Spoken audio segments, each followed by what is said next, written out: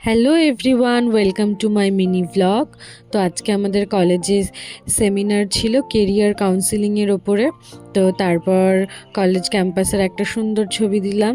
আর তারপর আমি বাড়িতে আসছিলাম রাখালদার সেতুর ওপর দিয়ে। তারপর আসার সময় আখের রস খেলাম, বাড়ি এসে পড়তে বসে ফুচকা খেলাম, তারপর বিস্কুট খেলাম।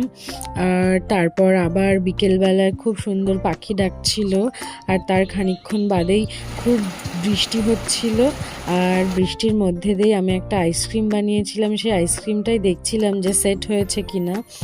আর বৃষ্টির পরে এই যে গোলাপ গাছগুলো বৃষ্টির জলে ভিজে খুব সুন্দর দেখাচ্ছিল। আর তারপর আমি পড়তে বসেছি। আমাকে পড়তে বসতে হবে, কারণ পড়তে একদমই ভালো লাগে না।